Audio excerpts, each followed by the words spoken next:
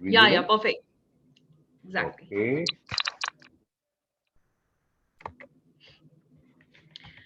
निरोग स्ट्रीट आपके live session में मैं नलिनी मिश्रा आप सभी का स्वागत करती हूँ। आज के इस वेबिनार में आज के वेबिनार के सीरीज में आयुर्वेदा के नजरिए से कैंसर पर ज्ञान का आदान प्रदान होगा और आज की इस परिचर्चा के केंद्र में वरिष्ठ चिकित्सक वैद्य तपन कुमार जी हमारे साथ मुख्य वक्ता के रूप में मौजूद रहेंगे। वैद्य तपन कुमार जी किसी परिचय के मोहताज नहीं, वे देश के जाने माने आयुर्वेद चिकित्सक हैं। आयुर्वेद चिकित्सा के क्षेत्र में 25 वर्ष से अधिक का उनका अनुभव है। हृदय रोग, नाड़ी परीक्षण और कैंसर के उपचार में इनकी विशेषज्ञता है। वैद्य तपन कुमार जी को आयुर्वेद विरासत में मिली है। उनकी 4 पीढ़ियां आयुर्वेद चिकित्सा के क्षेत्र में सक्रिय रही हैं। अध्यात्म को लेकर उनका विशेष लगाव है और सदगुरु मां अनंतानंद में उनकी गहरी आस्था है। अपनी सारी उपलब्धियों का श्रेय वे इन्हें ही देते हैं। अध्यात्म पर इसी अभिरुचि के चलते प्राण तत्व जैसे जटिल विषयों को वे इतने सरल तरीके से परिभाषित करते हैं कि उसे सुनकर आप अभिभूत हुए बिना नहीं रह सकते।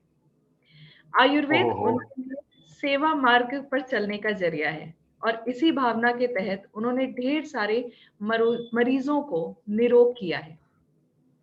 कैंसर मरीजों के लिए पंचकर्मा प्रोटोकॉल्स डिजाइन करने के साथ साथ उन्होंने 37,000, जी हाँ 37,000 से अधिक कैंसर रोगियों को देखा और उनका उपचार भी किया है। अब बिना किसी विलंब के मैं वैद्य तपन कुमार जी का निरोग स्ट्रीट के परिवार की तरफ से स्वागत करती हूँ और आग्रह करती हूँ कि आज के वेबिनार की शुरुआत करें और कैंसर पर अपना ज्ञान को साझा करें। तो सर, जय हो। जय हो सर। वैद्य तपन कुमार। आजकल नई स्टाइल हो गई इंट्रोड्यूस करने। आई एम वैद्य तपन कुमार। नमस्ते, आई एम वैद्य तपन कुमार। और आज आप सब लोगों के साथ मुझे cancer and the Ayurvedic perspective इस टॉपिक पर कुछ इंटरेक्शन करना है। ऐसा निरोग स्ट्रीट की वरिष्ठ मैडम ने मुझे खास सूचित किया है और मैं उसी पर प्रयत्न करूंगा कि कुछ आप सब लोगों के साथ विचार साझा करूं। अब सच बताऊं तो ये कैंसर पर एक संडे तो होता है कि मुझे बोलना या काम नहीं करना होता है। कैंसर किसी और कुछ करता ही नहीं है।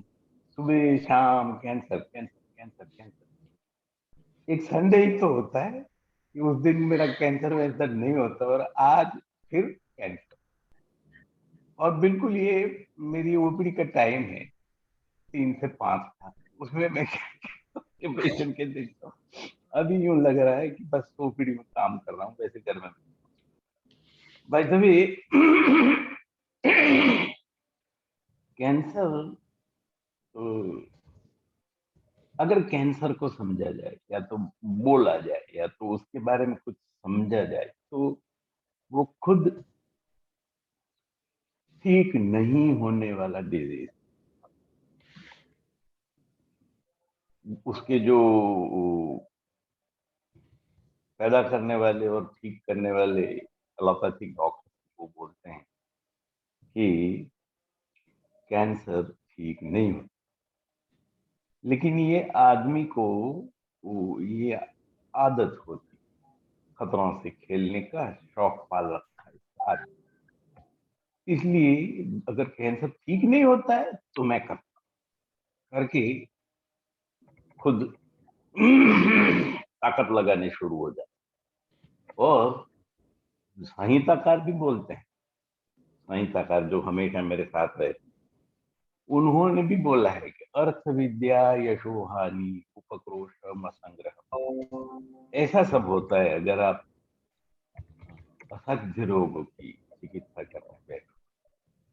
या तो असह्यानाम तो रोगानाम साधनम नोपति, ऐसा बोल। और ऐसे में हम लोग पता नहीं उसी को ठीक करने के पीछे लगे हुए हैं। ऐसे में अगर कोई बिगिनर है, कोई शुरुआती वैद्य है, या तो जिसने बहुत अच्छी तरह से आयुर्वेद में काम करना है, नाम कमाना है, आगे बढ़ना, अच्छा परफॉर्म करना है, ऐसा आदमी अगर कैंसर को चूज कर, तो उसके लिए क्या क्या स्कोप्स है, या कैसे हम उसको आयुर्वेद से आगे काम कर सकते हैं उसमें, ये सब आज हम डिस्कस करें। देखिए, कैंसर खुद एक सिंपलेस्ट इंफॉर्मेशन, या तो सबसे कम समझने वाला कैंसर उतना तो समझता ही है। कैंसर का सेल जो होता है वो अमर होता है, वो मरना भूल जाता है। हर एक सेल पैदा होना, बड़ा होना, मैच्योर होना, अपने जैसे 2 4 5 को पैदा करना, फिर बूढ़ा होके मर जाना, ये फितरत है। और वो आदमियत की भी फितरत है और सेल की भी फितरत है। इसी तरह से उसको पैदा होके, बड़ा होके, अपने जैसे 2 4 पैदा करके फिर बूढ़ा होकर मरना होता है। अब ये मुश्किल क्या होता है कैंसर में, कि किसी कारण से वो सेल मरना भूल जाता है और जिंदा ही रहे, कि अमर रहे हो जाता है। और उसके कारण फिर मुश्किल पैदा होती है, क्योंकि शरीर में अमर कौन होता है? सिर्फ आत्मा होता है। आत्मा के सिवा सब कुछ मरता है। वो तो वैसे भी हम अपने बूढ़े भी बोलते हैं, शास्त्र गीता वीता भी बोलती हैं कि आत्मा मरता नहीं। लेकिन एक शरीर में दो आत्मा होना, या एक शरीर में दो ऑटोनोमस स्वतंत्र एंटिटीज होना, वो शरीर को मंजूर नहीं। और वो फिर परेशानियां पैदा, क्योंकि पूरा शरीर आत्मा का भोगायतन, आत्मा को अपने कर्मों का क्षय करने के लिए, मेरे शरीर में तपन के रूप में, मैडम के शरीर में मिसेस मिश्रा के रूप में, हर एक के अलग अलग होता है। इंद्रासन के शरीर में इंद्रासन के कर्मों को भुगतने। तो इस तरह से हर एक, मेरे शरीर में एक आत्मा तपन के नाम से अपने कर्मों को भुगतने के लिए एंटर हुई हो, उसमें कोई दूसरा ऐसा पॉइंट पैदा हो जाए, एपी सेंटर, तो वो दोनों के बीच में क्लैश होगा। और ये दोनों चीजें ऐसी है कि जो वैद्यों या एलोपैथी डॉक्टर्स के दायरे के बाहर में, जो चीज अमर है वो ना वैद्य कुछ कर सकता है, न ही अंग्रेजी डॉक्टर, उनके पास तो ऐसी कोई अमर चीज का कॉन्सेप्ट ही नहीं है। हमारे यहाँ है आत्मा का कॉन्सेप्ट, और उसके लिए भाव प्रकाश का कहते हैं, न वैद्य प्रभु आयुष। वैद्य आयुष्य पर तो कोई अपना रोल होता ही नहीं, और आत्मा वही आयुष्य है, शरीर इंद्रिय सत्वात्मक संयोग, उसी से ही आयु बनता है। तो उसमें ये कंपोनेंट पर हम कुछ, इसलिए एक दृष्टि से देखा जाए ना, तो ये कैंसर आत्मा का रोग है। आत्मा का रोग के लिए ट्रीटमेंट हम क्या करते हैं? वो नैष्ठिकी चिकित्सा बोलते हैं, विनोपधाम। अब ये तो बहुत हैवी टॉपिक, शॉर्ट नोट से ज्यादा तो कभी पूछा ही नहीं भी जाता, सिखाया तो क्या जाए, पूछा भी नहीं जाता। इसलिए उसके बारे में वैद्यों के पास कोई मटेरियल या कोई स्टैंड पॉइंट, तो फिर वैद्य क्या करेगा? अरे भाई, आयुष किसको बोलते हैं? शरीर इंद्रिय सत्व आत्मा संयोग। तो हम आत्मा के रोग को ठीक नहीं कर सकते, लेकिन शरीर इंद्रिय और सत्व को तो ठीक कर सकते हैं ना। वो तो हमारा निजी मामला है, उस पर तो हम बहुत अच्छे काम कर सकते हैं। शरीर इंद्रिय और सत्व, वो तीन को हम क्लिनिकली कैसे आइडेंटिफाई करते हैं? दोष से, धातु से और मलों से। या तो शरीर तत्व और इंद्रिय को ठीक करने के लिए हमारे पास धातु साम्य एक बहुत बड़ा प्रोटोकॉल, धातु साम्य करके हम शरीर, इंद्रिय और सत्व स्ट्रीमलाइन, या तो एक लाइन में जो जिगजैग हो गए हो उसको एक लाइन में बना सकते हैं। और इसी को शास्त्रकार कहते हैं कि विकारो धातु वैषम्यम साम्यम प्रकृति, लाइन सीधी कर दें तो धातु साम्य हो जाएगा। धातु साम्य हो गया तो शरीर, इंद्रिय और सत्व, ये तीन चीजें ठीक हो जाएगी। आत्मा की मुश्किल, उसके लिए दैव पाश्रय और उपधाच की, विनोपधाच की, उसके बारे में कुछ बात करेंगे अगर वक्त मिला और आप सब लोगों को इंटरेस्ट रहा तो। फिलहाल तो हम ये तीनों को कैसे ठीक करना है, और उसी में भी आज का मेरा स्ट्रेस अपॉन रहेगा धातु प्रदूषण। क्योंकि दोष तो एनर्जी रूप होते हैं, मन अति सूक्ष्म होता है, इंद्रियां भी इंद्रिय गम्य नहीं होती, बहुत सूक्ष्म होती है। हम जिसको कहते हैं आंख है, चश्मे लगा के देखते हैं, वो तो शरीर है। जो देखने वाली हैं वो इंद्रिय है, और वो इंद्रिय गम्य नहीं, वो दिखती नहीं। आप जो देखते हैं, मुझे देख रहे हैं जिस चश्मे से या जिस आंख से, वो तो अधिष्ठान है। देखने वाली इंद्रिय तो सूक्ष्म होती है, उस पर काम हम नहीं कर सकते, मन पर काम नहीं कर सकते, दोष पर काम करना तो है, करेंगे तो जरूर। लेकिन उत्पन्न जो रोग होता है, जिस जैसे इंद्रिय सूक्ष्म होती है लेकिन दिखती आंख है, उसी तरह से दोष होते सूक्ष्म है, मन होता सूक्ष्म है, लेकिन वो दिखते कहाँ है? धातुओं। धातुएं स्थूल होती है, उसमें गड़बड़ हो सकती है, वो बढ़ा दी सकती है, कम हो जाती है, बिगड़ सकती है, प्रदूषित हो सकती है। उसके लिए शास्त्रकारों ने बताया है किंचित दोष प्रशमनम किंचित धातु प्रदूषणम वस्तुवत हितम किंचित विविधम द्रव्यम। तो उसमें ये धातु प्रदूषण, ये शब्द आया है। और हम आज का हमारा जो टॉपिक है कैंसर, वो सच बताऊं तो धातु प्रदोष विकार है। उसमें शरीर की धातु, उपधातु, कला, आशय, वो सब प्रदूषित होते हैं। प्रदूषित किससे होते हैं? दोषों से, मन से, इंद्रियों से। ये सब हम आज डिस्कस करेंगे। इसी एक 7 धातुएं हम सब जानते हैं, रस, रक्त, मांस, मेद, अस्थि, मज्जा, शुक्र। सभी की उपधातुएं होती हैं। रस की स्तन्य और अर्तव, रक्त की सिरा और कंडरा, मांस की त्वचा और मांसत वसा, वचश्च शक, मेदस स्नायु संभव, मेद की स्नायु है। इस तरह से सभी की आगे अस्थि की उपधातु तरुणास्थि होती, और मज्जा शुक्र की कोई खास ऐसी उपधातु नहीं। और सभी धातुओं के मल, रस का कफ है, रक्त का पित्त है, मांस का कमल है, मेद का स्वेद है, अस्थि का केश, लोम और मशरू है, मज्जा का विट है, शुक्र का कोई गर्भ बोलते हैं।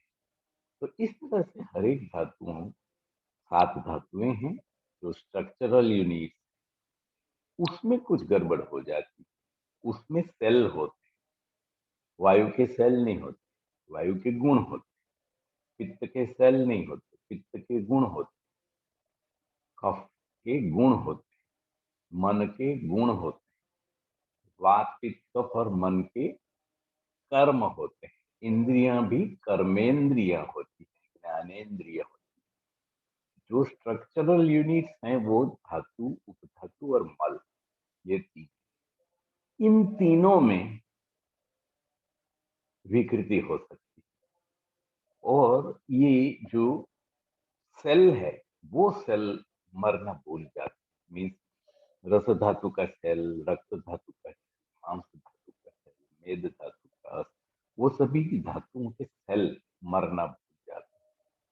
अब आप कहेंगे रस धातु का सेल, मांस धातु का सेल, वो क्या होता है? अरे भाई, शारीरिक स्थान में चरक संहिता का शरीरावयवास्तु परमाणु भेदेन अपरिसंख्येयाः भवन्ति।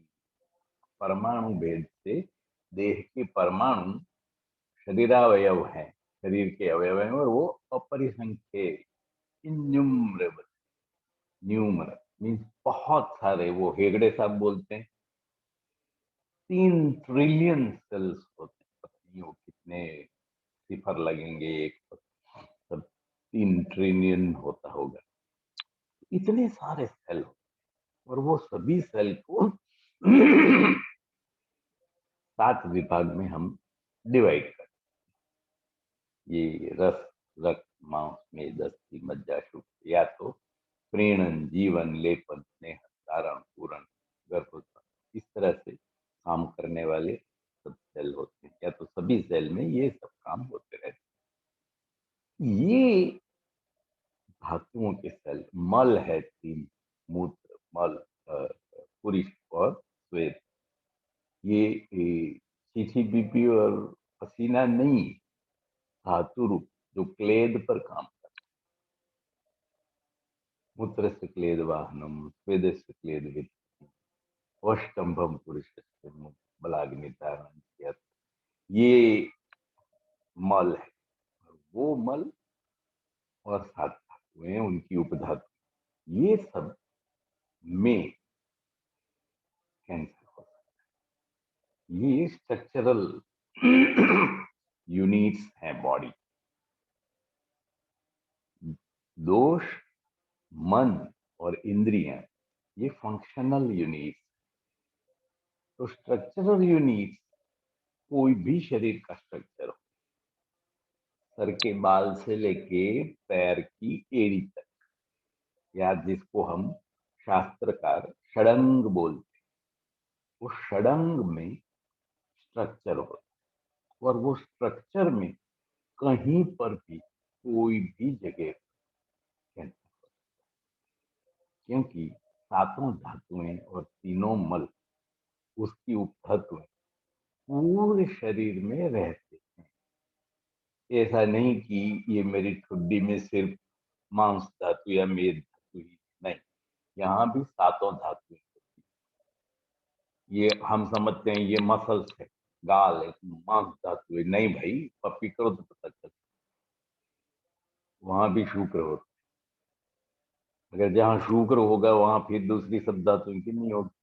हाँ, प्रपोर्शनेट अलग और कम हो सकते, वो डिस्प्रपोर्शनेट होना, रिवर्सिबल डिस्प्रपोर्शनेट होता है, उसको कैंसरेतर रोग माना जाता है, जिसमें स्ट्रक्चरल डैमेज है जो रिपेरेबल है, साध्य है, या तो जिसमें धातु साम्य करना इजी है, वो सब ज्वर, रक्तपित्त, प्रमेह, वो सभी। लेकिन उसकी कुछ ऐसी कंडीशंस जो रिवर्सेबल नहीं रहती, इरिवर्सिबल हो जाए। वो जो इरिवर्सिबल शास्त्रकारों ने लिखी हुई क्लिनिकल एंटिटीज है, वो सब कुछ हद तक कैंसर है। ऐसी कुछ अभी तक मैंने आइडेंटिफाई की कुछ 46 या ऐसी कोई रेफरेंसेस है शास्त्रकारों, जो हम उस एरिया के कैंसर के हिसाब से समझ सकते हैं। अनंतवात है, वो ब्रेन ट्यूमर का है। अजका जात है, वो आंख का हो सकता है। फिर अर्बुद, ओठ का अर्बुद, स्तन का अर्बुद, कुंडी केरी, कंठरोहिणी, महाश्वास, छिन्न श्वास, परिणाम स्थूल, सान्यपातिक गुल्म,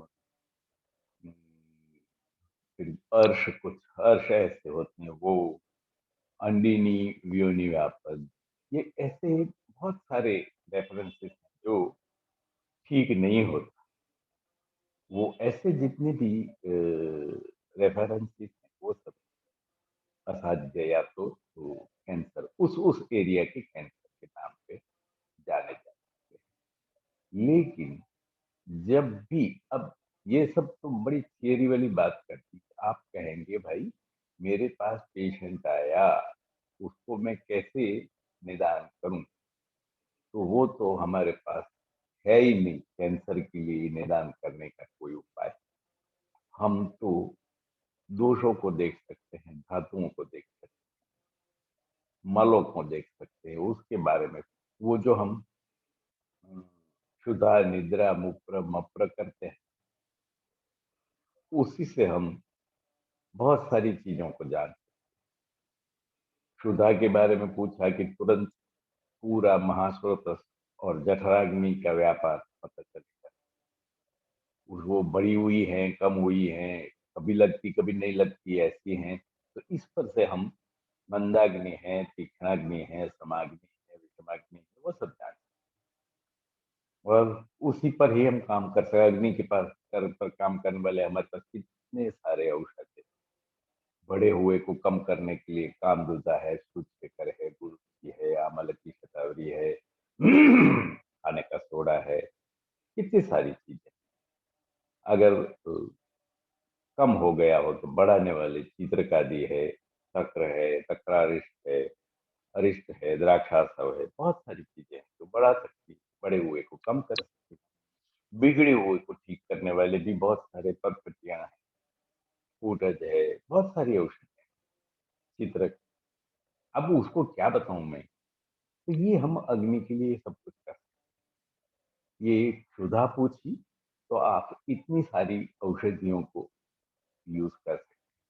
उससे क्या होगा, समाग्नि होगा, मंदाग्नि होगा तो समाग्नि, तीक्ष्णाग्नि होगा तो समाग्नि, विषमाग्नि होगा तो समाग्नि होगा। तो सुश्रुत महाराज ने जो स्वस्थ के डेफिनेशन में बताया है समदोष समाग्निश्च, तो आपको सम अग्नि करने के इतने सारे औषध मिल गए। आप बताओ कैंसर छोड़ो, ठीक होता है नहीं नहीं होता है, हमें करना भी नहीं है कैंसर को ठीक। लेकिन सिवा कैंसर के बाकी का जो भी है शरीर वो तो ठीक कर सकते हैं। उसका तो धातु साम्य कर सकते हैं। उसकी तो जिगजैग स्वास्थ्य हो गया है, उसको सीधा कर सकते हैं। तो वो कैसे करेंगे, समदोष करके, समधातु करके, समअग्नि करके, सममल क्रिया करके।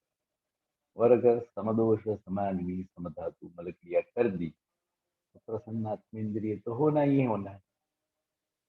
तो एटलीस्ट कैंसर के पेशेंट को हम प्रसन्न कर, प्रसन्नात्मेंद्रिय मन कर, इतना भी हो जाए ना तो एक वैद्य का काम बहुत मायने में ठीक हो जाता है। पेशेंट की कन्वेंशनल या तो एलोपैथिक जो भी ट्रीटमेंट है, जिसको हम कीमोथेरेपी या रेडियोथेरेपी या शस्त्रक्रिया में सर्जरी और वो बहुत सारी नई नई ब्रेकी और तो ऑब्लेशन बहुत सारी चीजें करते हैं, फिर भी उसमें एक साइड इफेक्ट रहती ही है कि पेशेंट अप्रसन्नात्मेंद्रिय हो जाए। और ये हम बहुत अच्छी तरह कर सकते हैं प्रसन्नात्मेंद्रिय। उससे पेशेंट का भला होगा, पेशेंट का अच्छा होगा, पेशेंट को ठीक लगेगा कि पहली बार निदान होने के बाद पहली बार किसी ने मेरी मुझे खुश किया। जिसका पैसा लेना हो वही दुखी हो तो वो क्या पैसा देगा, और वो पैसा आपको बचेगा भी कितना, जो रो रो के मर मर के ऐठ ऐठ के पैसे दे उसको क्या लेके कर। तो वैद्य का ये प्रिविलेज है कि वो उसको प्रसन्नात्मेंद्रिय करते हैं। और प्रसन्नात्मेंद्रिय कैसे करते हैं, समदोष समाग्नि समधातु फल क्रिया। उसमें समाग्नि की मैंने क्षुधा से देखने के लिए बताया। मूत्र मूत्र क्या होता है? आप अब क्या बकवास करते हैं? पेशाब के बारे में नहीं जानते, पेशाब के बारे में सब जानते हैं। मैं वो उसके लिए थोड़े ही निरोग वाले मेरे को बुलाए। ये मूत्र से क्लेद वाहनम, वो क्लेद का वहन करते हैं। आप जब भी पूछते हैं पेशाब कैसा आ रहा है, कितना आ रहा है, ज्यादा आ रहा है, कम आ रहा है, कलर कैसा है, दर्द होता है, जलन होती है, या बहुत ठंडा होता है, गर्म होता है, क्या जो कुछ भी हम पूछते हैं वो किसके बारे में पूछते हैं? पेशाब के बारे में। अरे नहीं रे बाबा, हम क्लेद की बात। और क्लेद बहुत बड़ी चीज है, जिसको लूजली कहो तो वो आहार रस, जो शरीर में घूम घूम के हर एक धातुओं का व्यायाम करता है। शरीर, हमारा आहार क्या है? रोटी सब्जी दाल। लेकिन धातुओं का आहार क्या है? आहार रस है। और वो आहार रस को क्लेद कहते हैं। और उसको वहन या एक जगह से दूसरी जगह पर ले जाना, वो मोटे तौर पर वायु का काम होता है, लेकिन सूक्ष्म सेल्युलर लेवल पर वो काम मूत्र करता है। मूत्र से क्लेद आहारम, वो स्रोतस में से सेल में ले जाने का काम मूत्र करता है। अब आप सोचिए, सेल्युलर लेवल, वहां जो धात्वाग्नि काम करता है, उसको खिलाने वाला कौन है? मूत्र। आप पेशाब पेशाब करके कितनी बार जाते हो, रात में उठते हो कि नहीं, वो सब पूछ के ये कभी नहीं सोचते। ये सोचना है मेरे भाई, ये सोचना है कि उसका क्लेद कैसा है। तो बढ़े हुए मूत्र से, कम हुए मूत्र से, तकलीफ वाले मूत्र से, जलन वाले, दर्द वाले, खुजली वाले, ये सब मूत्र से आपको क्लेद की स्थिति सेल्युलर लेवल पर क्या पोजीशन होती होगी धातुओं के सेल, वो पता है। पुरुष प्रवृत्ति विपाक, आपकी डिजीज या तो आपकी ट्रीटमेंट कैसी चल रही है? विपाक हो कर्मनिष्ठ। और विपाक का लक्षण क्या है? सृष्टबद्ध, उसके ऊपर विपाक हम जानते हैं। और पुरुष, वो पुरुष प्रवृत्ति जब पूछते तो विपाक का पता चलता है। पुरुष खुद अवश्यंब भी करते, बल और अग्नि उसके सहारे रहते हैं। अवश्यंभम पुरुष बलाग्नि धारणम यत। तो इस तरह से आपकी ट्रीटमेंट में जो आपने औषधि यूज किए हैं, वो सृष्ट करते हैं या बद्ध करते हैं, उसके ऊपर से आपको उसकी सेलुलर लेवल पर संतर्पण जन्य इफेक्ट होगी या अपतर्पण जन्य इफेक्ट होगी। ये मधुर विपाक अगर आपको मिला, आपकी औषधि, और उसके कारण उसके, सर मेरे को तो लूज मोशन हो गया, इसका मतलब कि इसका मधुर विपाक हो रहा है, इसका मतलब कि वो संतर्पण कर रहा है। अगर साहब ये दवाई ली तो मेरा तो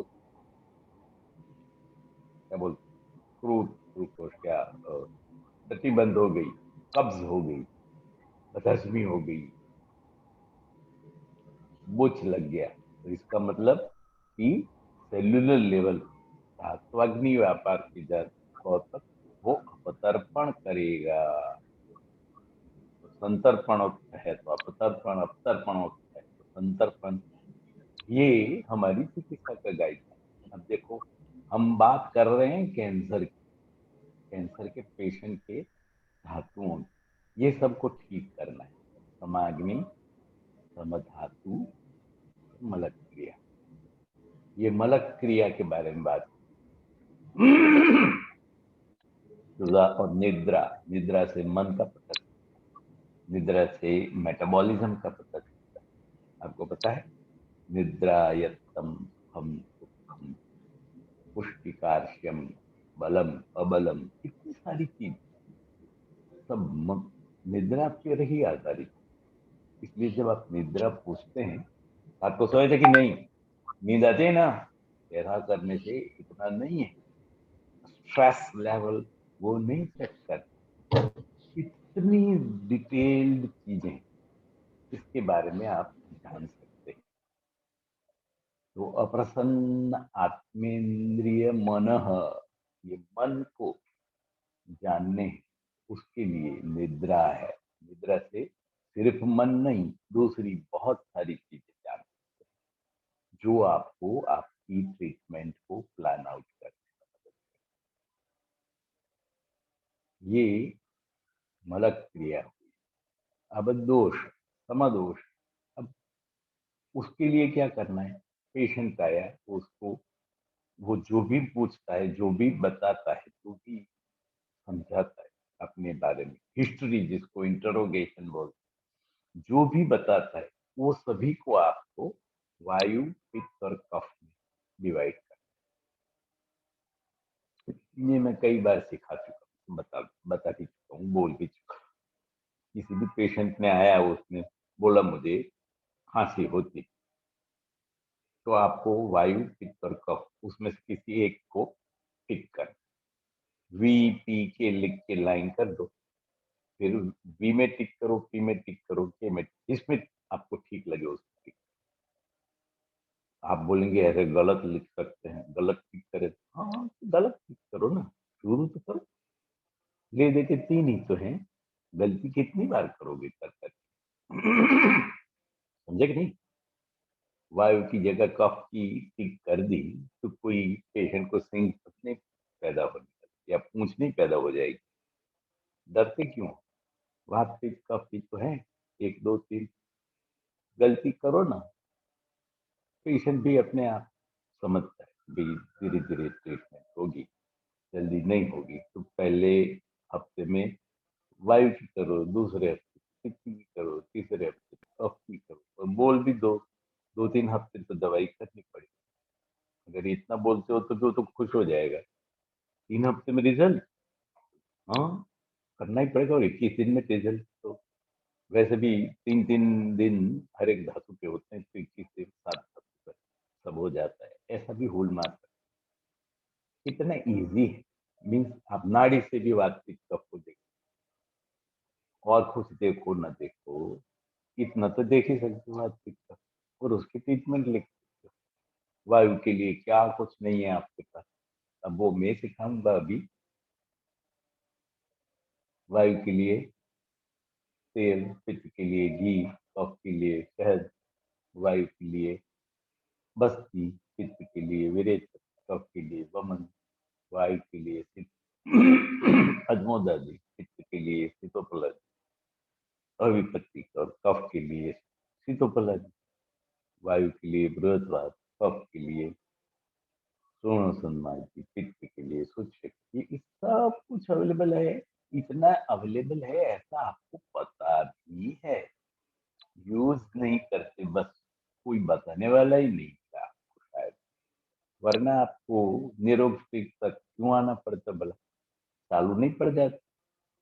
चलिए आज से शुरू करते हैं। वायु से, पित्त से, कफ से, ये तीनों का आप कोई भी पेशेंट आए कुछ भी बोले, उसको वायु, पित्त और कफ डिवाइड कर दीजिए।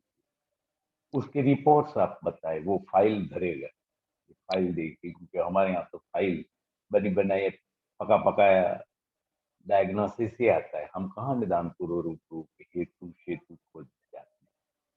वो पका पकाए, वो रिपोर्ट देख के भी आप वायु है, पित्त है, कफ है, वो तय कर सकते हैं। और करिए ना, गलती के चांसेस ज्यादा से ज्यादा कितने हैं? 3 3 9, 10 बार, 15 20 50 बार करेंगे गलती, बाद में तो पता चलेगा, क्योंकि है ही नहीं 3 से ज्यादा दोष। कहाँ चिंता है? तो आप समदोष आराम से इस तरह से जितनी भी हिस्ट्री ली, जितना भी रिपोर्ट देखा, वो आप एक्सरे भी देखो तो वायु है, पित्त है, कफ है, वो पहले देखो, फिर बाद में ट्रैकिया वैकिया देखते रहे। वायु है, पित्त है, कफ है, वो देख के उसको ठीक कर दो। फिर बाद में ट्रैकिया टेढ़ी हो गई है, फिर वो वायु है। अगर कफ, वो कंजेशन है तो कफ है, वो इन्फ्लेमेशन है तो पित्त है, निमोनाइटिस है तो पित्त है, फ्लोराइटिस पित्त है, प्लोरिफ्यूजन है तो पित्तवात है, और वो न्यूमोथोरैक्स है तो वायु है। इस तरह से आपको जो मन खाए वो डायग्नोस, लेकिन बात पेट कफ में करो। फिर लास्ट में सबका टोटल कि वायु के 5 मिले, पित्त के 10 मिले, कफ के 10 मिले, तो 10, 20, 25, 25 हो गए, उसको डिवाइड बाई 3, तो जो मीन आया तो तीनों को डिवाइड करके 25 भाग्या 3 डिवाइडेड बाई 3, तो क्या आएगा 7.3। ये उसका समदोष स्कोर बनेगा।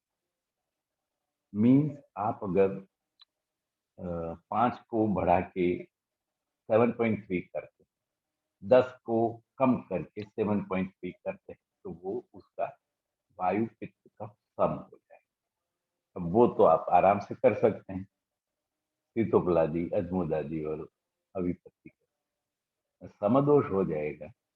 तो जो एनर्जीज हैं बॉडी, फंक्शनल यूनिट्स हैं, जो धातुओं को एनर्जी सप्लाई करने वाले गुण हैं, विंशति गुणा, वो सम हो जाए। वो धातु जिसमें प्रदूषण हो, कैंसर हुआ है, उसको एनर्जी अच्छी मिलनी शुरू हो जाएगी। तो जो गंदी एनर्जी, गलत एनर्जी, समदोष वाली एनर्जी जो नहीं, वो बंद हो जाएगी, तो वो कैंसर का सप्लाई बंद हो जाएगा और धातुओं का सप्लाई शुरू हो जाएगा एनर्जी वाला। समझे कि नहीं? नहीं समझे? समझे समझे, उसमें कौन सी बड़ी बात है, मैंने कौन सी बड़ी चोट मार दी? अभी तक यही तो सब पढ़ पढ़ा के आए हैं आप लोग। उसी से हम त्रिदोष की समदोष कर, तो समाग्नि समदोष, अब समधातु करते। समधातु करने के लिए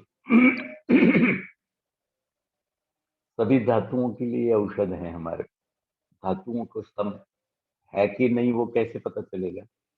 मूत्र प्रवृत्ति, वेद प्रवृत्ति और पुरुष प्रवृत्ति, ये 3 ढंग से पूछोगे तो आपको धातुओं का पोषण ठीक से होता है वो पता। उसका मोटे मोटे तौर पर 2 ही होता है, या तो संतर्पण है या तो अपतर्पण। संतर्पण हुआ धातुओं का है तो उसको सम करने के लिए अपतर्पण करना है। अपतर्पण वाला रीडिंग आया तो उसको सम करने के लिए संतर्पण। ये 2 चीजें हैं। कम हो गई हुई धातु को बढ़ाएंगे, बढ़ी हुई धातु को कम करेंगे, और बिगड़ी हुई धातु का रसायन, ये 3 चीजें उसमें करनी, सम धातु हो जाएगी। अब रस धातु के लिए, रक्त धातु के लिए, मांस के लिए, मेद, अस्थि, मज्जा, शुक्र के लिए, रस के लिए, रस को ठीक करने में क्या करेंगे? रस के लिए मंजिष्ठा यूज करो, सॉरी पिपरी मूल यूज करो। रक्त के लिए मंजिष्ठा यूज करो, मांस के लिए मुसली यूज करो, मेद के लिए गुगलू यूज करो, अस्थि के लिए आभा यूज करो, मज्जा के लिए अगेन पिपरी मूल यूज करो, शुक्र के लिए त्रिफला या आत्मगुप्ता वो यूज करो। इतना इजी है। और ये हो गया उसका ठीक करने के, समधातु करने का तरीका। उसको जरा और रिफाइन या तो और ज्यादा एरिस्टोक्रेटिक करना, तो रस के लिए स्वर्ण वसन मालती यूज करो, रक्त के लिए स्वर्ण सूत्र यूज करो, मांस के लिए मकर यूज करो, मेद के लिए आप सब समझते हैं, शिलाजीत, अस्थि के लिए आभा और मज्जा के लिए बृहस्पति, शुक्र के लिए अगेन मकर। इस तरह से धातुओं का सम कर सकते, सम धातु कर सकते। सम धातु आप नाड़ी से भी देख सकते। नाड़ी को प्रेस करके थोड़ा खोलो तो जो धातु का रीडिंग मिलता है उसके ऊपर से भी आप कर सकते हैं। एटलीस्ट जो बिगिनर है, शुरू करने वाला आदमी, उसको अगर कैंसर के पेशेंट के बाकी के धातुओं को सम करना है तो ये मूत्र प्रवृत्ति, पुरुष प्रवृत्ति और शुद्धा निद्रा, वो सभी स्वेद, इसके ऊपर से आप आराम से अपतर्पण करना है, संतर्पण करना है या रसायन करना है। ये तीन। संतर्पण किसको करेंगे? जो क्षीण धातु। अपतर्पण किसका करेंगे? जो रुद्ध धातु। और रसायन किसका करेंगे? जो दुष्ट धातु। कैंसर में होता क्या है? कैंसर में वृद्ध और दुष्ट धातु होते। अब ये हो गया समधातु करने का। समाग्नि का मैंने बोला, समदोष का मैंने बताया, समधातु का क्रिया। मल क्रिया को आप कर सकते हैं। वो मल क्रिया तो आप सबको, वो मल क्रिया क्लेद पर काम करना मुश्किल, उसके लिए उपक्रम है। षड उपक्रम से हम क्लेद पर काम करते, लेकिन मलक क्रिया, सममलक क्रिया बोलते हैं ना, समदोष समाग्नि समधातु मलक क्रिया। मलक क्रिया को ठीक करने के लिए पेशाब के लिए चंद्रप्रभा, मूत्र मूत्र के लिए चंद्रप्रभा, मल के लिए पुरुष के लिए त्रिफला, स्वादिष्ट विरेचन और बहुत सारी औषधि है। उसके तो हम मास्टर हैं पेट सफा करने। पता नहीं, सैनिटरी फिजिशियन और सैनिटरी सर्जन तो हम मास्टर हैं। स्वेद के लिए स्वेदोपक औषधियां। तो इस तरह से हम ये तीन मलों पर काम करके क्लेद को, आहार रस को ठीक कर। आपको ताज्जुब होता होगा कि पेशाब के लिए गोचूर उतना, रसायन चूर्ण इतना दो तो पेशाब हो ही जाता है, क्यों चंद्रप्रभा में इतनी सारी दवाई डाली, गुगलू और शिलाजीत तक क्यों रखा है? क्योंकि वो सिर्फ पेशाब पर काम नहीं करती, क्लेद को ठीक करती है। उसके कारण इतनी सारी औषधि उसमें डलती है। इस पर से आप समझ सकते हैं कि मूत्र पेशाब नहीं है, मूत्र वो क्लेद वहन का काम करने वाले जितने भी शरीर में फैक्टर, सेल्यूलर ट्रांसपोर्टेशन, उस पर काम करने वाले जितने भी फैक्टर्स को, इंसुलिन से लेके मालूम नहीं कहां तक, वो सब चंद्रप्रभा ठीक कर। चंद्रप्रभा डायबिटीज में इसलिए देते, पेशाब का रोग है ऐसे नहीं, ज्यादा पेशाब हो रहा है इसलिए नहीं, वो क्लेद को ठीक करती, सेल्यूलर ट्रांसपोर्टेशन, एंट्री और एग्जिट पर काम करने वाला तंत्री है चंद्रप्रभा। इस तरह से समझना है। तो इस तरह से मल क्रिया को भी आप ठीक कर सकते हैं। और इस तरह वो धातुओं का पोषण, पोषण धातु पोषण न्याय क्या है, ऐसा कुछ क्रम, धातु पोषण क्रम को ठीक। अब आपने समदोष कर दिया, समाग्नि कर दिया, समधातु कर दिया, सममल कर दिया, आहार पोषण, धातु पोषण क्रम को ठीक कर दिया। अब प्रसन्न आत्मेंद्रिय नहीं होगा तो और क्या होगा ही। मेरा ये 20-25 साल का अनुभव कि प्रसन्न आत्मेंद्रिय होता ही। और प्रसन्न आत्मेंद्रिय उसी को बोलते हैं कि जिसका समदोष समाग्नि समधातु मलक क्रिया। आपने समधातु, समदोष समाग्नि समधातु मलक की क्रिया की नहीं, उसको किस तरह से नापेंगे, किससे नापेंगे? प्रसन्ना धातु साम्य, सर्वाकारा सुखानुभूति, ऐसा करके उससे नापे। ये कैंसर के सिवा के शरीर ठीक करने वाले ये सब उपक्रम, ये सब कार्यक्रम है, चिकित्सा की प्रारूप प्रोटोकॉल है। कैंसर के सिवा, जिसमें हम बिगिनर, हम शुरुआत वाले भाई, या कुछ करने वाले, कुछ कर दिखाने वाले, कर गुजरने वाले जो जज्बा होता है, ऐसे वैद्यों के लिए ये इतना पोर्शन मैंने बताया कि हम कैंसर के सिवा के जितने भी शरीर के कंपोनेंट, उसको स्ट्रीमलाइन, या तो स्ट्रेट, या तो ट्यून, या तो हार्मोनाइज, या तो इक्विलिब्रिएट, इक्विलिब्रियम कर सकते हैं। और उससे पेशेंट को प्रसन्न आता है।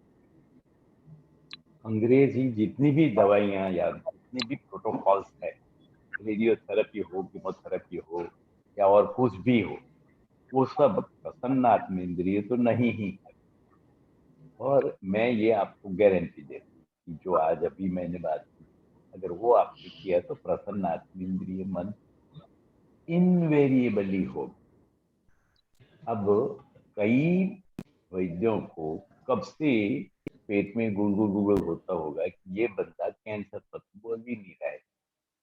अब आपको मैं कैंसर के बारे में बता देता हूँ, ताकि वो जो कब के खुदक रहे होंगे अंदर कि यार ये किसके पल्ले पड़ गए और नीरो स्ट्रीट वाले किसको उठा के ले आए, वो उनको भी खुश करते हैं। चलो, हाँ देखो हाथ जुड़ना आना शुरू हो गया। अब मैं बताता हूँ कि आपको डायग्नोसिस मिला कि ये ब्रेन, क्या करेंगे? अब आप बताओ। हमारे पास ये ब्रेन के लिए कुछ नहीं होता, लेकिन ये ब्रेन के लिए कहाँ हुआ, ब्रेन का ट्यूमर किधर होगा, शरीर के कौन से एरिया में होगा? ऊपर इधर ही तो होगा। तो यहाँ इस एरिया में कौन सी धातु सबसे ज्यादा होती है? मज्जा धातु। इसका मतलब सीए ब्रेन मज्जा प्रदोषज विकार हुआ कि नहीं? तो मज्जा प्रदोषज विकार के लिए चरक सूत्र 27 या 28 दिया है। मध्य प्रदेश विकार की क्या ट्रीटमेंट कर, वो ट्रीटमेंट प्रोटोकॉल आप अप्लाई कर दीजिए, पेशेंट ठीक होना शुरू हो जाए। अब आप कहेंगे ये कैंसर होता है सर, ऐसे थोड़े ही होता है किसी का। मैं बोलता हूँ हम जो कर सकते हैं वो ये है, कैंसर ठीक होता है, कैंसर में फर्क पड़ता है, कैंसर का एपोप्टोसिस ठीक होता है, सेलुलर वो साइटोटॉक्सिसिटी बढ़ती है या तो ये वो मैं नहीं जानता। हमारे पास उसके लिए कोई औषध हो नहीं सकती, लेकिन प्रोटोकॉल मज्जा प्रदोषज विकार, मज्जा प्रदोषज विकार के जो भी प्रोटोकॉल हैं वो हम आराम से अप्लाई कर सकते हैं। मज्जा का मल क्या है? विट है, पुरुष, तो हम विरेचन तो कर ही सकते। पक्षघात में विरेचन बताया इसीलिए है, मज्जा का मल दूर करना है। तो ये ब्रेन में भी मज्जा का मल दूर करने के लिए विरेचन कर सकते। लो, अगर विरेचन किया तो कितने सारे दूसरे फायदे होंगे।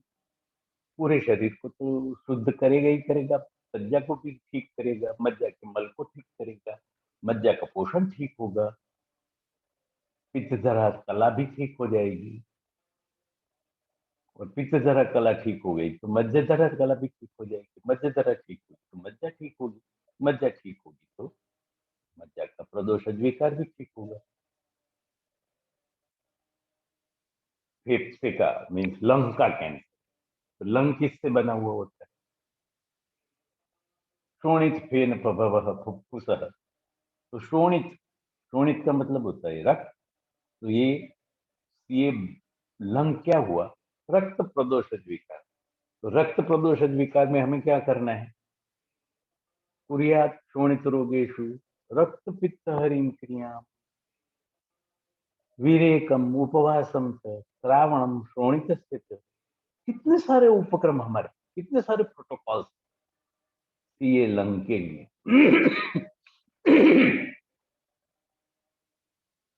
ख्याल आया कि नहीं? ये लंग के लिए हमारे पास रक्त पित्त हरि क्रिया, उपवास, विरेचन, सोवित सावन और इतने सारे उपक्रम प्रोटोकॉल्स है। जबकि किसी भी जगह का कोई भी कैंसर हो, एक ऑन्कोलॉजिस्ट के पास कीमोथेरेपी या रेडियोथेरेपी या सर्जरी, इसके सिवा चौथा कोई उपाय होता नहीं। और ये भी मुश्किल वाला, उससे पेशेंट दुखी ही होता है, अप्रसन्न आत्मेंद्रिय होता है। जबकि हम ये सब करेंगे तो प्रसन्न आत्मेंद्रिय होगा। समदोष समाग्नि भी होगी। स्टमक का है कैंसर, आपको यही सब सुनना था ना, देर आए दुरुस्त आए। तो स्टमक, स्टमक क्या है? सुषिर स्नायु है। सुषिर स्नायु, स्नायु के 4 प्रकार होते हैं ना, उसमें सुषिर स्नायु है। तो स्नायु किससे बनता है? मेद स्नायु संभव। तो मेद में कौन सी चिकित्सा करनी होती है? मेद प्रदोषज विकार हुआ आपके लिए, तो मेद प्रदोषज विकार की ट्रीटमेंट स्थौल्य के हिसाब से करो। तो सीए स्टमक की ट्रीटमेंट हो गई, सीए लीवर है या तो हिपेटिक मेटास्टेसिस है, तो उसमें किसकी ट्रीटमेंट करेंगे? कुर्यात् शोणित रोगेषु, ये रक्त व स्रोतस् के मूल है, तो रक्त की चिकित्सा करनी है। वृक्क क्या है? ये किडनी है या ब्लैडर है या पेनिस है या यूरेथ्रा है या एड्रिनल है, कहीं का भी कैंसर है, तो हमें क्या करना है? रक्त मेद प्रसादाभ्याम वृक्क मीन्स कोई भी यूरोलॉजिकल मैलिग्नेंसी है, तो उसमें हमें रक्त और मेद की चिकित्सा एक साथ करनी है। अगर कोलोन में कोई प्रॉब्लम है तो हमारे पास कोलोन का रिप्रेजेंटेटिव उंडुक, शोणित किट प्रभव उंडुक। तो सीकम से लेके उत्तर गुद तक सब कैंसर्स हैं, मैलिग्नेंसीज हैं, आईबीएस है, अल्सरेटिव कोलाइटिस है, टिफलाइटिस है, हेपेटाइटिस है, कोलाइटिस है, वो पता नहीं दुनिया भर का हिस्ट्रुंग्स, मेगाकोलोन, जो आपको ठीक लगे वो सब में शोणित किट। शोणित किट का मतलब रक्त का मल। रक्त का मल मीन पित्त। पित्त की चिकित्सा क्या आप नहीं कर पाएंगे? इतने गए गुजरे, पित्त की चिकित्सा करो, विरेचन से लेके घी तक, वो सीए कोलोन की ट्रीटमेंट होगी, उसका समधातु हो जाएगा। गर्भाशय को, उसमें रस और आर्तव की उपधातु आर्तव है, तो रस की ट्रीटमेंट और आर्तव की ट्रीटमेंट करके आपके पास रस और आर्तव की औषध नहीं है क्या? वो गर्भाशय के सभी रोगों में ठीक हो जाएगा। आपको myometrium, endometrium, endometriosis, CA cervix, CA vagina, CA uterus, CA ovary, ये सब अलग अलग से करना है, तो उसका अलग अलग सोच लीजिए कौन सा आशय है, कौन सी धातु है, कौन सी उपधातु है। मांस लो, एंडोमेट्रियम या मायोमेट्रियम, मायोमा या फाइब्रोइड, तो मांस धातु की, मांस प्रदोषज विकार की जो चिकित्सा बताइए वो करिए, उससे समधातु हो जाएगी। आपको एग्जैक्ट फाइब्रॉइड को पिघलने की ट्रीटमेंट कहां से लाएंगे? ऐसा कोई कॉन्सेप्ट ही हमारे पास नहीं है। अब फाइब्रॉइड तो मैलिग्नेंट नहीं होते, नॉन मैलिग्नेंट होते, बिनाइन होते। अगर नॉन मैलिग्नेंट के लिए हमारे पास कोई कैंसर ना हो, अस्थि, हाँ, अस्थ्याश्रयाणाम व्याधि नाम,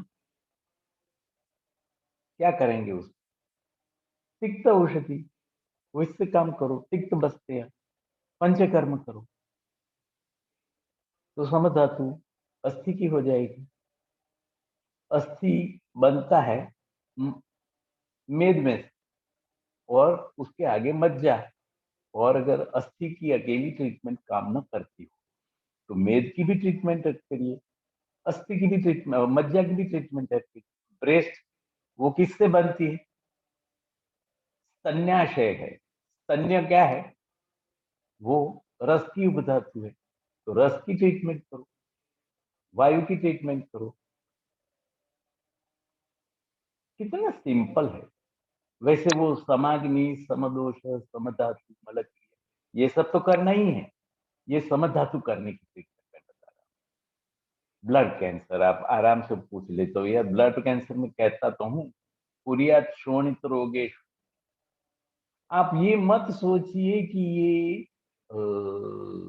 WBC बढ़े हुए हैं और वो तो मज्जा में से आते, मीन बोन मैरो में से आते। नहीं, हमारे लिए रक्त प्रदोषज विकार है। रक्त प्रदोषज विकार में शोणित क्रिया, रक्त पित्त हरि क्रिया, विरेचन, उपवास और श्रावणम सोच, इतना करना है और वो करो, रिजल्ट मिलेंगे। वो बाद में सुन लेना फाइब्रेट के बारे में, मैं ये निरोग वाले आपको दे देंगे। आहार विहार ना, हाँ हाँ हाँ, ये एक एक एक घंटे के टॉपिक में पूरी दुनिया देती। बच्चे की जान लोगे। आयुर्वेद से असाध्य तो आयुर्वेद से भी है, कृच्छ साध्य है। असाध्य नहीं तो कष्ट साध्य तो है ही। तो ये व्यापद होता है कीमोथेरेपी का, तो व्यापद की तो पूरी सिद्धि चिकित्सा, सिद्धि स्थान पूरा व्यापदों की चिकित्सा। तो उसमें से किसी को पकड़ के वो कीमोथेरेपी की व्यापद या कीमोथेरेपी साइड इफेक्ट, उसमें कुछ भी करो। अब वो सब एक एक घंटे के बारे में कितना बताऊं मैं, पागल हो जाऊंगा रस से। हाँ वही तो मैं बोला, रक्त, वायु के लिए बृहत्वाद, पित्त के लिए सुवर्ण सूत्रशिखर, मांस के कफ के लिए स्वर्ण संमालती, रस के लिए सुवर्ण संमालती, रक्त के लिए स्वर्ण सूत्रशिखर, मांस के लिए मकर ध्वज, मेद के लिए शिलाधतु, अस्थि के लिए आभा, मज्जा के लिए बृहत्वाद, शुक्र के लिए मकर ध्वज। ये बताई ना रस औषधि। और भी बहुत सारी रस औषधियां हैं, अनेक अनेक कल्पनाएं। लेकिन ये सभी को कैसे आप इनकॉर्पोरेट, अब आप बताइए मेरे को कि सार्कोमा है तो उसमें आप क्या ट्रीटमेंट करें? सार्कोमा को रिवर्स करने, मोटे मोटे तौर पे आपको इतना तो पता चला कि ये कोई बोन का प्रॉब्लम है, कैसा भी हो। वो लोग उसको स्पिंडल सेल कार्सिनोमा बोलते हैं या सार्कोमा बोलते हैं। तो आपको एक तो गाइडलाइन क्लू मिला ना कि ये अस्थि पर काम करना है, और अस्थि में भी दोषों को ठीक करना है, धातुओं को ठीक करना है, मलों को ठीक करना है। तो वो करते रहो, धीरे धीरे धीरे धीरे धीरे धीरे धीरे स्पिंडल सेल कार्सिनोमा या तो सार्कोमा होगा या तो कोई भी ओमा होगा, वो चला जाएगा। बराक ओबामा भी चला जाता है, समझे कि नहीं? आप आग्रह रखो कि नहीं, आप मुझे एग्जैक्ट प्रोटोकॉल दो इस डिजीज, बर्किट ट्यूमर या विलियम्स ट्यूमर, तो वो मुश्किल हो जाएगी। क्योंकि वो विलियम्स ट्यूमर है, उसका आप क्या ट्रीटमेंट करेंगे? उसमें तो आपको न मिलेगा दोष, न मिलेगा धातु, न मिलेगा कुछ भी तो नहीं। वहां तो कुछ आपको ताकत लगानी पड़ेगी, कौन सा धातु कौन। और जब बिल्कुल भी पता नहीं चलता, ऐसे नाम हो विलियन बैरी सिंड्रोम, लो विलियन बर्ड चियारी सिंड्रोम, तो उसमें क्या करेंगे? बर्ड एक वैज्ञानिक का नाम है, चियारी एक वैज्ञानिक का नाम, उसका सिंड्रोम। तो वहां आपको जख्म मार के वात पित्त कफ धातु मल करना ही पड़ेगा। क्या करेंगे आप?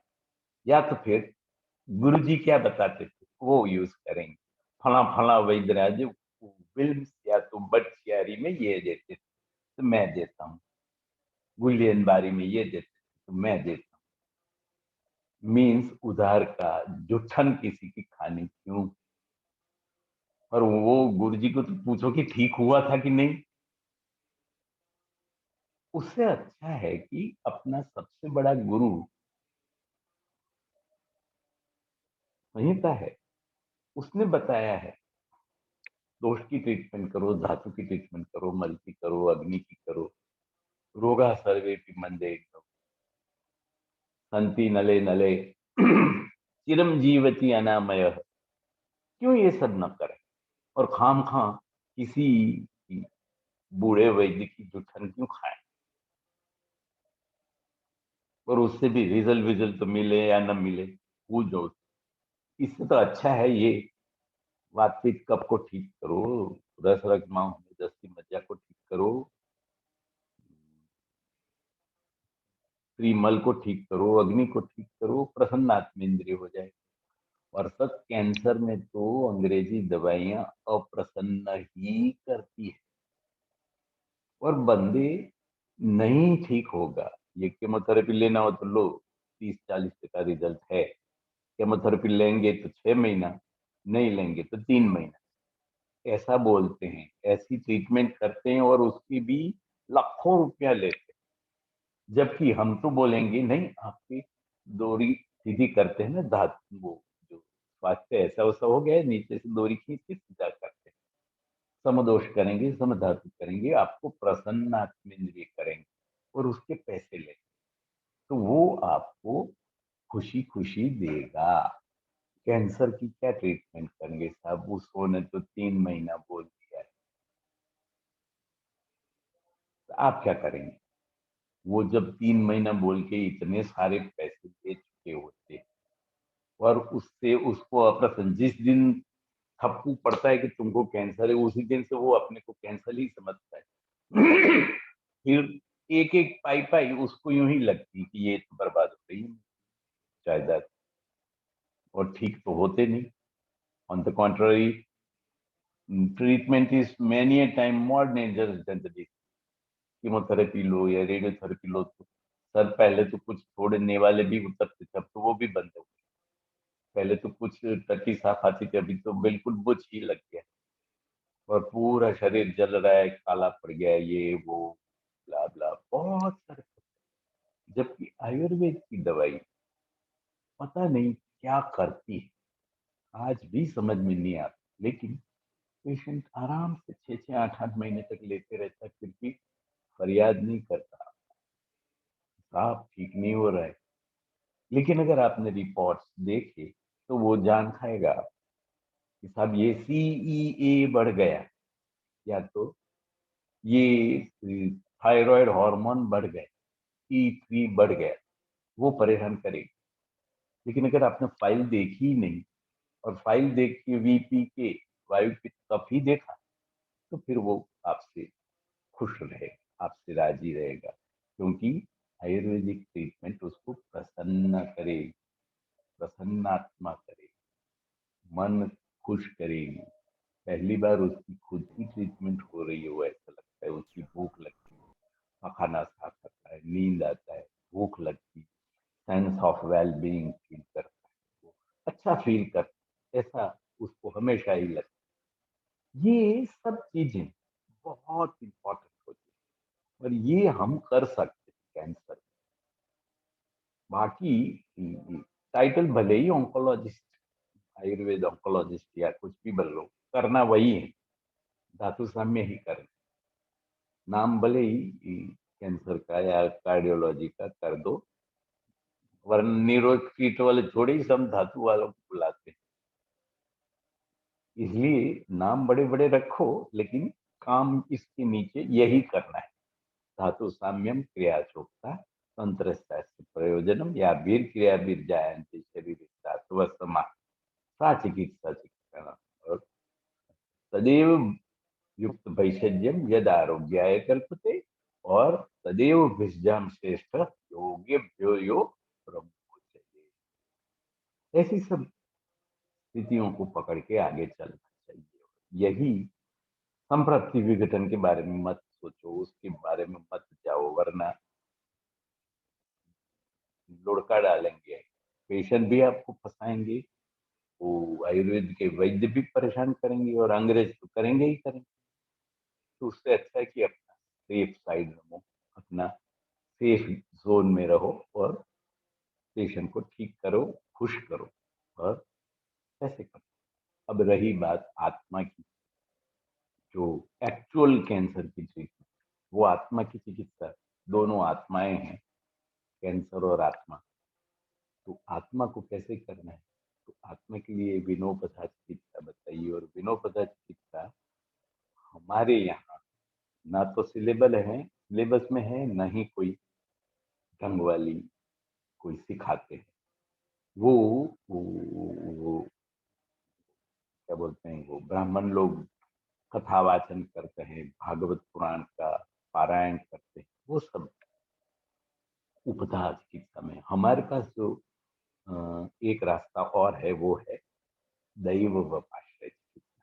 दैव वपाश्रय मंत्र है, प्रार्थना है, यज्ञ है, गो पूजन, ईश्वर प्रणिधान है, गमन है, ये सब कराते हैं। मेरे यहाँ मेरे पेशेंट्स 3 ऐसी दैव वपाश्रय चिकित्सा में लिखाता हूँ। एक ज्वर की चिकित्सा, जो बूढ़े बाबा चरक ने बोला है, विष्णु सहस्त्र नाम स्तोत्र का पाठ या सुनना है, पढ़ना नहीं है, सुनना है। दूसरा होता है सदगुरु का अखंड स्मरण रखना, और तीसरा आपकी कुल देवी का दर्शन कराना। ये 3 दैव वपाश्रय या तो विनोपथा चिकित्सा में हर एक पेशेंट को बताता हूँ, और उससे एक बहुत अच्छा पेशेंट को रैपो बड़ा खुश हो। और दूसरी दैव वपाश्रय में यज्ञ चिकित्सा कराता हूँ। पेशेंट को वो जो चौकोर होता है यज्ञ, तो एक और को वैद्य को बैठना है, एक और को पेशेंट को, एक और उसकी वाइफ है, उसका हस्बैंड, और चौथे में वो पुरोहित है, ब्राह्मण। और इस तरह से यज्ञ में आहुति देना है। यज्ञ का जो अग्नि है वही शरीर के अंदर का अग्नि, और उसी यज्ञ के अग्नि को हम कांचनाल गुगुलू देंगे, यज्ञ के अग्नि को वरुणाधिक देंगे, आहुति करेंगे, इदम नमम करेंगे, तो वही इफेक्ट कांचनाल गूगल की शरीर के अंदर भी हो। बाहर अग्नि को बढ़ाएंगे तो अंदर का अग्नि बढ़ेगा, बाहर का अग्नि कम करेंगे तो अंदर का अग्नि कम होगा। बाहर के अग्नि को घृत से रसायन करेंगे, आप प्याली करेंगे, तो शरीर के अंदर का भी होगा। इस तरह से यज्ञ है, गाय है, गाय का पूजन करना है, गाय को अपनी प्रॉब्लम कान में बता देना है, गाय के नीचे से निकल जाना है, गाय का पूजन करना है, गाय के लिए दान करना है, खुद गाय का दान करना है। ये सब चीजें वो दैव वपाश्रय में आती है, और ये हमारा प्रिविलेज है, हम उसको कर सकते, कोई मॉडर्न डॉक्टर नहीं करेगा। उसको ना तो सपने में आएगा, और अगर करेगा तो उसकी बिरादरी वाले ही उसको ठीक कर, जबकि हम करेंगे तो लोग अप्रिशिएट करेंगे, वैद्य भी खुश होंगे, पेशेंट भी खुश होंगे। इस तरह से ये एक है। और सभी धातुओं का शोधन और आप्यायन करने के लिए 21 दिन का एक प्रोग्राम करता हूँ, जिसमें 2 दिन आस्थापन, 1 दिन अनुवास, 2 दिन आस्थापन, 1 दिन अनुवास, ऐसा 7 सेट करता हूँ, तो सातों धातुएं शुद्ध और रसायन हो जाता है, आप्यायन और शोधन, ये हो जाता है 21 दिन का प्रोग्राम। उसके बीच में फिर उसको शिरोधारा भी करता हूँ, अभ्यंग स्वेदन, वो जो रूटीन अपन करते हैं। ये करने से पेशेंट को अच्छा फील होता है। 21 दिन और दो केमोथेरेपी के बीच 21 दिन का अंतर होता है, उसमें अपन ये करके उसको ठीक कर सकते हैं, उसकी साइड इफेक्ट कम करते हैं, उसको पावरफुल बना सकते हैं, उसके बलाधान कर सकते हैं। ये रसायन चिकित्सा है, तो पंचकर्म कम रसायन चिकित्सा, ये हम करते हैं। कोटि प्रवेश करते हैं, 21 दिन तक डार्क रूम में रख के उसको च्यवनप्राश 100-150 ग्राम दिन में 3 बार देना है, वो कर सकते हैं ये सब। लेकिन ये इंफ्रास्ट्रक्चर, सीनियोरिटी, टीम वर्क, वो सब हो तब जाके। अभी जो बिगिनर हैं, जो अभी इधर बैठे बैठे सुन के ट्रीटमेंट करने की सोच रहे हैं, उन लोगों के लिए ये जो आज का मेरा वक्तव्य था, वो बड़ा काम था, बड़ा उपयोगी, और बहुत ही बोलते हैं यश, कीर्ति और पैसे, इंपॉर्टेंट हिस्सा, पैसे दिलाने वाला हो। तो आज आप लोगों ने मुझे इतने प्रेम से सुना, और निरोग स्ट्रीट वालों ने से आमंत्रित किया इस लोगों का, और सब संहिताकारों का बहुत बहुत तहे दिल से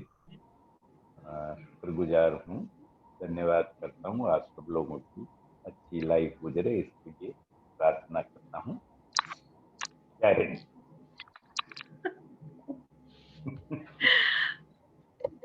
very nice Tapan sir, thank you so much. वह थे तपन कुमार जी का बहुत बहुत धन्यवाद। आयुर्वेद के दृष्टिकोण से कैंसर पर उनका आज का व्याख्यान बेहद ज्ञानवर्धक रहा। आपका बहुत बहुत आभार। लाइव सेशन के दौरान आए हुए सभी वैद्यगणों को भी धन्यवाद। उम्मीद करते हैं कि आज का लाइव सेशन आपकी कसौटी पर डेफिनेटली खरा उतरा होगा। निरोग स्ट्रीट पर आयुर्वेद के ज्ञान का आदान प्रदान का यह सिलसिला आगे भी चलता रहेगा। जल्द ही मिलते हैं एक नए विषय और एक नए वक्ता के साथ। तब तक निरोग स्ट्रीट के साथ बने रहें। Thank you so much. जय हो। Thanks a lot sir. Love जय यू। हिंद। जय हिंद।